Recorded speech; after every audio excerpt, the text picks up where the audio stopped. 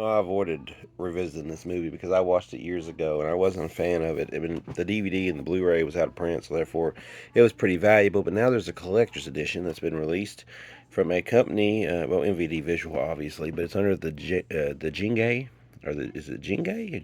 Jinga, I guess, brand. The Bunny Game.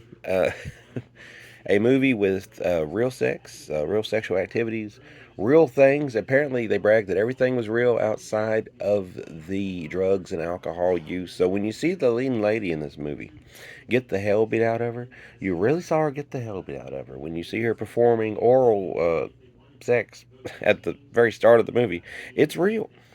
And I guess that was the claim to fame for this one. So basically, it's black and white. They try to be artsy.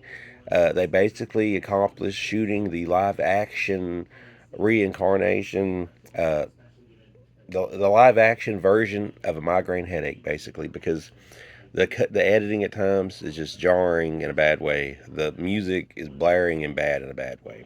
It's a very unpleasing film, which I think they was probably going for it being unpleasing. So I think that's kind of like what they wanted.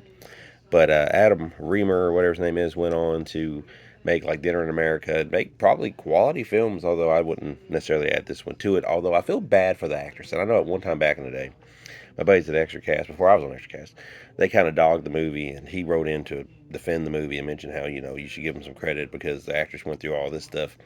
Admitting that you abused your actress is probably not a good way to promote your movie. Even if she was down for it, she probably was down for it for the sake of art, and I hate the fact that the finished result is this movie. But yeah, I mean, kudos to her for trying with all of her might to make something out of nothing. But you got a woman who she's a prostitute, and you see that at the start. Then she gets kind of picked up by a trucker, and she's tormented, and she's beat up, and we see that he's done this before, and he makes her, I guess, play the bunny game where he puts like a bunny thing on her and chases around the desert. And it's a bleak movie. It's a very unsatisfactory movie. It's a movie that I guess you could see it just to say you've seen it if you want to watch stuff that people would consider disturbing, because sometimes I think we confuse disturbing and just trash together. But just because you are disturbing doesn't mean you're a good movie.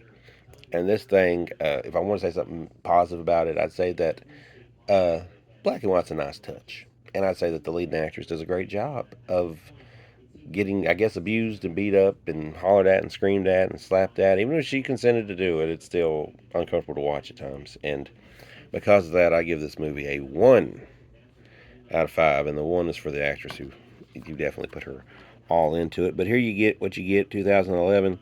It's 78 minutes, so it's not that long. You'll probably still want to hit your fast forward button a little bit. You get a teaser, you get a trailer behind the scenes, you get caretaking the monster, which is just everybody involved sitting there acting like they created this great thing when really they did not. So yeah, if you want some self masturbation toward a movie that really, you know, I guess can't get it anywhere else in the most part, there you go. But yeah, the movie's back. Congratulations on that one, I guess. But not for me. It might be for you, but it's definitely not for me. 1 out of 5.